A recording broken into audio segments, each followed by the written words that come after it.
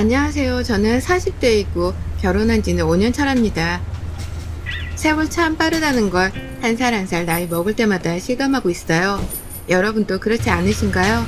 제 사연을 말씀드리기에 앞서서 요즘 코로나가 다시 기승을 부리고 있던데 건강 꼭 잘 챙기시길 바랍니다. 남들 다 행복하게 휴가 가는 한국에 집에서 혼자 아프면 너무 슬프잖아요. 제게 딸아이가 있는데 이번에 잘 피해간다고 생각했으나 하필 코로나에 걸려서 정말 힘겨워했거든요. 그 모습을 보니 올 여름 휴가는 못 갈 것 같고 집에서 심심하니 미루던 제 사연을 적어보려 합니다. 그럼 제 사연을 시작해 볼게요. 제게는 하나의 꿈이 있었습니다. 꿈이라고 말하기에는 조금 거창한 느낌이 있지만 화목한 가정을 꾸려서 살고 싶은 욕심이 있었어요. 제가 늘 생각해봤을 때 화목한 가정의 기준은 엄마는 집에서 살림을 해주시며 아이를 돌보고 아빠는 열심히 돈을 벌어오시면 그걸 감사하게 생각하는 자식이 있는지 딱 이런 기준이었습니다. 그러나 나이가 들면서 화목한 가정을 이루는 게 얼마나 어려운 건지를 알게 되었죠. 현실은 그렇게 호락호락하지 않다는 걸 알게 된 후 뭔가 결혼을 정말 할 수 있을까? 라는 생각이 들었어요. 솔직히 열심히 일을 해도 밑 빠진 독에 물 붓기 느낌으로 돈은 모이지는 않고 줄기만 했습니다. 그런 현실이 너무 아프기도 하고 허무하게 느껴지기도 했죠. 남들도 다 나처럼 사는 건지 나만 유독 힘든 건지 전 이런 생각을 유독 많이 했어요. 돈 때문에 가족들과 싸웠던 집이 바로 저희 집이라서 돈과 가족이라면 치가 떨렸습니다. 부모님 두 분이 일찍 이혼하시고 엄마와 언니 저 이렇게 세 모녀가 함께 살았어요. 그러다 보니 금전적으로 늘 부족했고 여유가 없었죠. 안 그래도 여유가 없는데 언니는 늘 금전적인 사고를 치거나 본인의 힘으로 무언가를 해보려 하지도 않았습니다. 동생인 제가 다 감당을 해야 할 몫이었죠. 한 번은 그런 적도 있습니다. 몸이 너무 아파서 병원에 가야 할 것 같은데 움직일 수조차 없었죠. 고열이 났는데 아무래도 열이 심하게 나니 오한도 심하게 오고 온몸이 녹아내릴 것 같은 상태로 살겠다고 병원을 가려 했는데 지갑에 카드와 현금이 없는 겁니다. 그 지갑을 부여잡고 얼마나 울었는지 몰라요. 아픈 것도 서러운데 동생인 제 지갑에 손을 대서 카드와 현금을 싹 가져간 언니를 보고 있자니 많은 생각이 들었죠. 그런 언니를 감싸돌기만 하는 엄마도 미웠고 그저 저 하나만 이 가족 구성원에서 고생하는 것 같은 느낌이 들어서 독립해버렸어요. 제가 없어져야 눈에 보이지 않아야 알아서들 살겠구나 싶어서 독하게 마음먹고 핸드폰 번호까지 바꾼 뒤 타지로 떠났습니다. 연고도 없는 타지로 떠난다는 게 쉽지 않은 선택이었지만 제게 늘 은인 같은 분이 한 분 계셨죠. 그분 도움으로 금전적으로 급할 때마다 급한 불을 끌 수 있었는데 그분이 사는 그 지역으로 떠났습니다. 오히려 너무 좋았던 게 심적으로는 안정이 되니 제가 볼 수 있는 시야가 넓어지더라고요. 그곳에 가서 털을 잡고 은인 같은 그분의 도움으로 이것저것 배우며 저 스스로를 성장시킬 수 있었습니다. 참 많은 걸 할 줄 아셨던 분이고 손재주도 남다르셨는데 저희는 함께 네일아트 샵을 오픈하기로 했어요.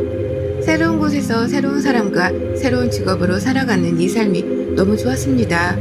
제가 마음의 여유가 생겨서인지 손톱 기본 케어를 하러 오신 남자 고객과 눈이 맞았네요. 요즘은 깔끔한 걸 선호하는 남성분들도 네일샵에 오셔서 기본 케어를 많이 받으시는데 그중 한 사람이던 제 남편에게 첫눈에 반했습니다.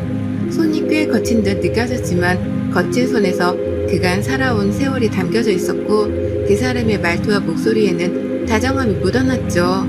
은인 같은 샵 대표님이 이런 제 마음을 가장 먼저 눈치채셨고 저희 두 사람을 아주 적극적으로 밀어주셨습니다. 그 덕분에 연애를 시작하는 게 어렵지는 않았어요. 다만 너무 설레서 하루 종일 심장을 부여잡고 살았답니다. 이렇게 누군가를 사랑해본 게 언제인지 기억조차 가물가물하던 때 나타난 이 사람은 정말 제게는 행운 같은 존재였어요. 저희는 불같이 사랑했고 7개월 연애 끝에 결혼했습니다. 결혼할 때 오랜만에 친정집에 가서 엄마와 언니를 봤는데 여전히 달라진 모습이 보이지 않았고 그냥 통보식으로 결혼을 한다고 말만 했네요. 솔직히 남편에게 보여주기도 싫었지만 A란 게 있으니 인사를 시켰습니다. 그 와중에도 뭐하는 사람인지 한 푼이라도 뜯을 수 있는지를 먼저 체크를 하는 둘의 모습에 정이 그냥 뚝 떨어지더군요. 저희 집은 그렇게 대충 넘어가는 듯 인사를 했고 시댁으로 갔을 때는 분위기가 사뭇 달랐죠. 남편은 제게 늘 말했던 게 친형이 하나 있는데 본인과 너무 비교가 돼서 어릴 때부터 서로 비교 대상이었다고 했었습니다. 그래서 궁금했는데 실제로 보니 아주버님은 정말 제 남편과는 이미지부터가 다르셨죠. 아주버님은 흔히 말하는 모범생으로 어려서부터 늘 공부만 하던 사람입니다. 공부가 인생의 전부라고 생각하는 사람이었죠.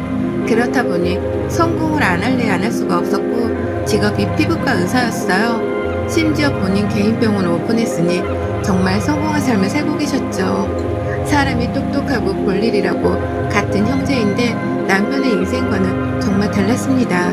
저희 남편은 평범한 회사원이었고 재산은커녕 빚이 조금 있었죠. 그러나 그런 남편을 전 사랑했기에 결혼을 선택했어요. 사실 아주버님이 특이 케이스인 거지 저와 제 남편 같은 상황이 특이 케이스는 아니잖아요. 남편과 제가 결혼한다고 하니 아주버님은 아주 묵직한 목소리로 짧고 굵게 말씀하셨습니다. 축하해요. 내가 원래 말이 별로 없고 무뚝뚝한 편이니까 오해하지 말아요. 아, 네. 그럼요. 편하게 하세요. 승준이 너 필요한 거 있으면 카톡으로 목록 보내줘. 결혼 선물로 형이 사줄게. 집 사자. 그럼 집. 그러게. 정말 집은 어떻게 구하려고? 그니까 형이 해줘. 가만히 이들의 대화를 들어보니 아주버님이 시무가 살고 있는 시댁집도 사주셨고 심지어 저희 남편에게도 금전적인 도움을 꽤 주고 있는 듯 했습니다. 굉장히 멋진 형이구나 싶었죠. 농담 반 진담 반으로 했던 저 말에 덜컥 전셋집 하나를 구해주셨기에 정말 깜짝 놀랐어요. 저는 이걸 받아도 되는 건가 싶어서 남편에게 물었죠.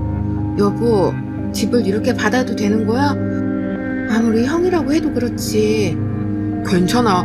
우리 형 돈 진짜 많아. 저 인간 아마 죽을 때까지 매일 돈 써도 다 못 쓰고 죽을 거야. 어? 아무리 그래도 형인데 너무 말이 심한 거 아니야? 뭐가 심해? 사실인데 엄마랑 나를 매번 도와줬어. 형은 여유가 되니까. 아, 그렇구나. 그래도 따로 인사라도 드려야겠어. 너무 큰 돈이잖아. 덜컥 집을 받았고 감사한 마음이 컸지만 또 한편으로는 이래도 되는 건가 싶었습니다. 뭔가 부담스럽기도 하고 조금 그랬죠. 어쨌든 결국 받고 결혼도 했고 감사 인사도 드렸어요.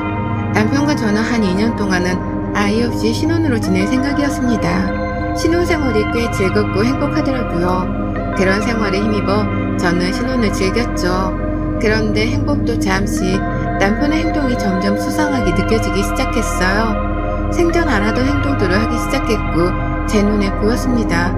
우선 남편은 운전을 오래 하는 걸 정말 싫어해요. 온몸이 쑤시고 힘들다면서 갑자기 취미로 드라이브를 하며 경치 좋은 곳에 내려서 사진을 찍겠다고 했죠. 그래서 전 나쁘지 않은 취미이니 함께 하자고 말을 했습니다. 나 주말부터 취미 활동할 거야. 새로운 취미가 생겼거든. 우리나라도 아름다운 곳이 참 많은데 내가 너무 안 가보고 산 것 같아서 드라이브 할 겸 갔다가 경치 좋은 곳 나오면 내려서 사진도 찍고 그럴 거야. 아, 그래? 근데 당신 운전 오래 하는 거 싫어하잖아. 나도 같이 가자. 그럼 운전 번갈아 하면서 하면 더 좋지 않나? 취미 활동은 혼자 해야지.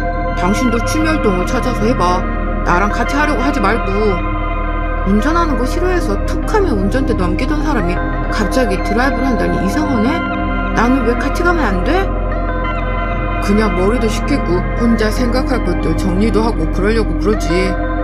남편은 이런저런 핑계로 저와 함께하길 거부했습니다. 취미활동 자체도 이상한데 어디든 늘 저를 데리고 다니던 사람이 어떻게든 저를 놓고 가려는 게 보이니까 수상했어요. 분명 뭔가가 있다는 촉이 딱 왔죠. 설마 바람을 피는 건가 싶어서 네이버에 검색도 해보고 외도 증거를 어떻게 잡을 수 있는지 알아보려 했지만 딱히 잡히는 게 없었습니다. 심증만 딱 있는 상태로 이도저도 못하고 있었는데 꼬리가 잡혔죠. 하루는 남편이 입고 나간 옷이 아닌 새 옷을 입고 들어왔더라고요. 입고 나간 옷은 쇼핑백에 넣어서 왔는데 생전 옷을 인터넷 아니면 사입지도 않던 사람이 위아래 세트로 사입고 들어오니 이상했습니다. 저도 모르게 원래 입고 나갔던 옷의 냄새를 킁킁 맡았고 새 옷과도 비교를 해봤어요. 그런데 양쪽 옷에서 같은 여자 향수 냄새가 은은하게 퍼지더라고요. 정말 바람은 아니겠지 했는데 역시나 맞다는 확신이 들었고 전 드라이브를 간다며 떠나는 남편의 뒤를 밟았습니다. 미행을 하려고 렌트까지 해서 쫓아갔고 그날 하루 종일 쫓아다니며 상간녀와 남편의 뜨거운 데이트 현장을 다 목격했어요. 너무 쉽게 바로 증거들은 제 손에 들어왔고 전 바로 남편에게 사진들과 영상들을 보여주며 난리를 쳤습니다. 취미활동 같은 소리 하네. 당신은 여자 만나고 다니는 게 취미활동이니? 결혼한 지 2년도 안 된 유부남이 바람을 펴? 그럴 거면 나랑 도대체 왜 결혼해서 내 인생까지 망쳐? 뭐야? 당신 나 미행한 거야? 별걸 다 하네 정말. 그냥 아는 동생이야. 바람 쐬고 싶다고 해서 같이 논 것뿐이라고. 너나 아는 동생이랑 호텔을 들어가니? 내가 바보 같아? 이 나쁜 인간아. 차라리 빌어. 미안하다고 빌어도 시원찮을 판에 뭐가 그렇게 당당한데? 남편과 큰 싸움을 한 후 서로 대화를 하지 않고 있었습니다. 한 번 바람핀 사람은 절대 믿는 게 아니라는 것쯤은 알고 있었기에 진지하게 이혼을 생각하고 있었죠. 그런데 뱃속에 아이가 생겼더라고요. 제가 너무 불행한 집에서 살아서 자격지심이 생긴 건지 아빠 없이 키우고 싶지도 않았고 무엇보다 저 상간녀랑 남편 좋으라고 이혼하고 싶지 않았습니다.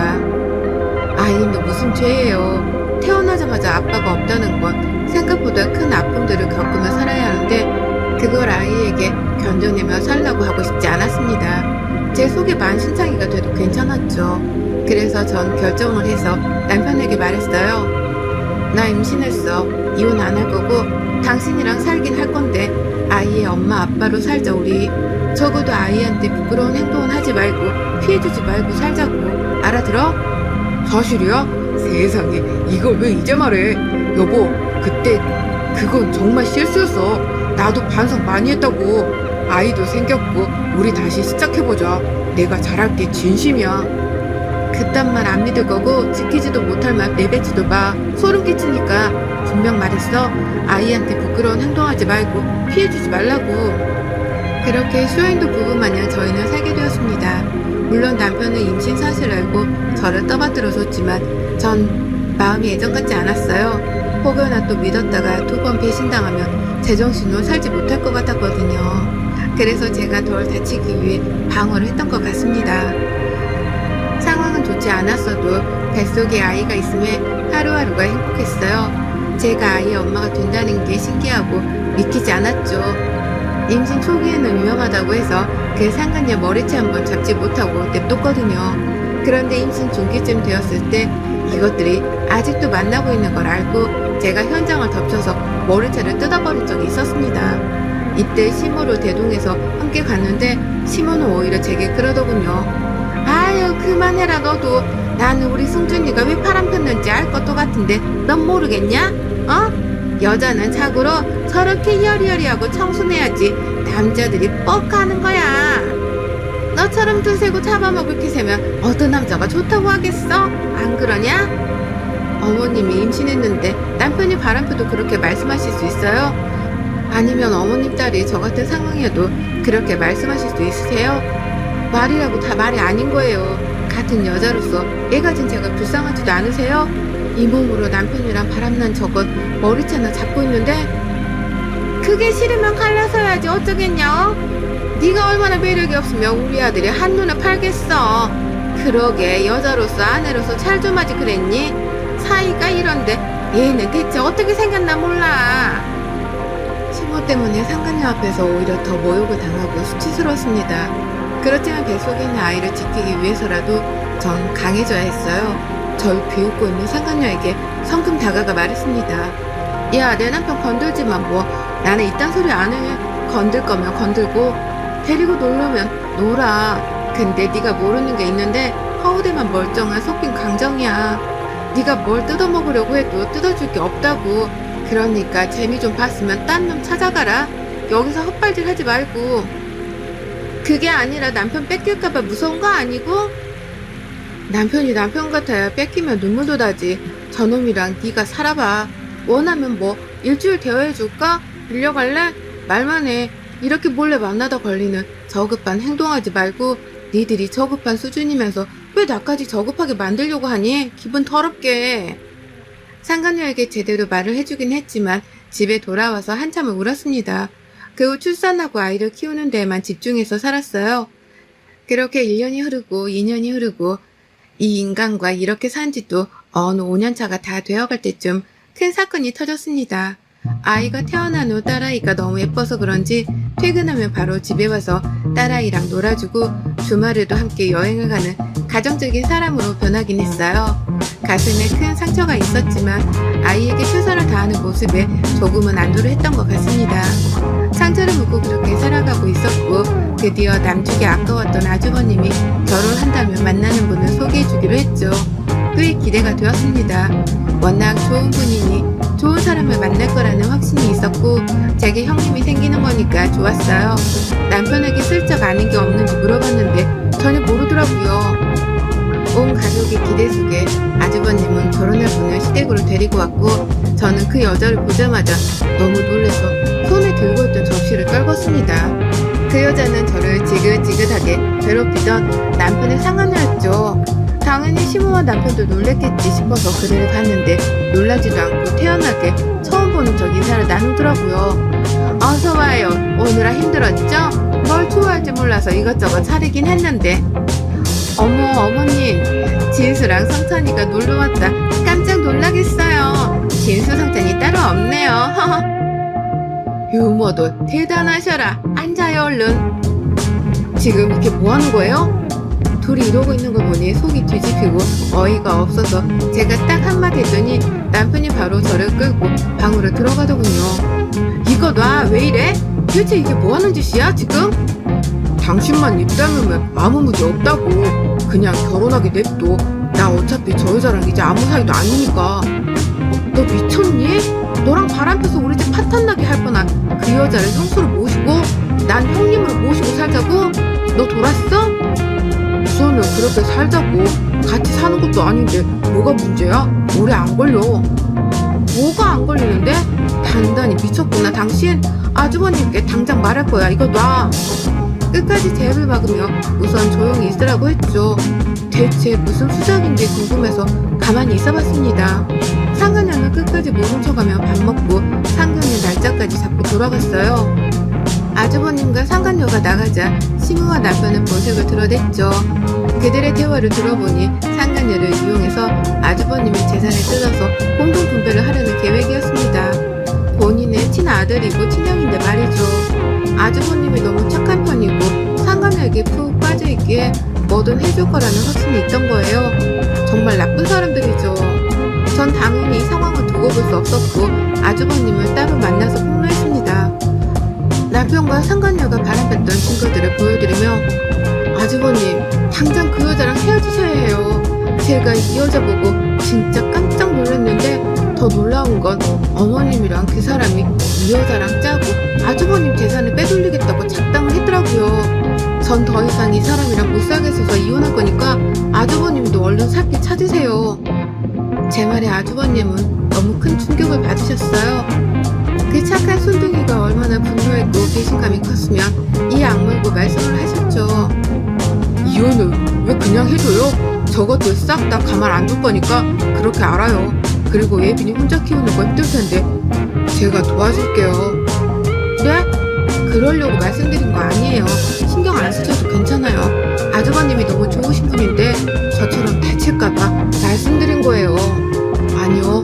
제 인생을 구해준 건데 당연히 도와주는 게 맞죠. 그러니 걱정 말고 당당하게 이혼해요. 알겠죠? 그 후 아주버님은 상견례 자리에서 폭탄을 펑 하고 터뜨렸습니다.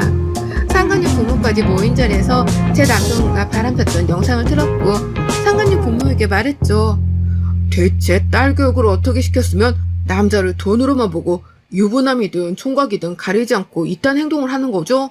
저급하다 못해 더러워서 상종 자체를 하기 싫네요. 저 여자 낳고 미역국은 드셨어요? 저것도 사람이라고? 이게 당신 딸의 실체니 똑똑히 보시고 엄한 사람한테 피해 안 가게 교육 똑바로 시키세요. 그리고 이건 내 선물이니까 먹고 사람 좀 되길 바란다 최연수 너. 아주버님은 간마늘을 그 여자 얼굴에 던져버렸어요. 마늘 먹고 사람 좀 되라고 말이죠. 이어 충격받은 상간녀 엄마는 뒷목 잡고 아빠께서는 뺨을 아주 시원하게 내리치더군요. 넌 내 자식 아니다. 대체 언제 정신 차릴 거야? 언제까지 유부남 등쳐먹고 살 거냐고. 안 그런다고 약속했잖아. 2번 다시 연락하지 마라. 넌 내 자식 아니니까.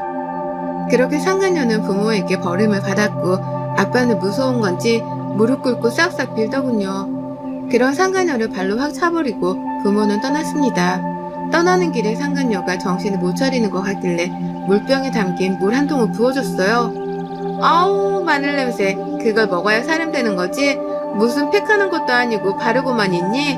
그러게 적당히 까불었어야지 연수야. 인생은 그렇게 사는 게 아니야. 알겠어? 그 후 아주버님 지인 변호사의 도움을 받아서 이혼을 전문적으로 하게 되었습니다.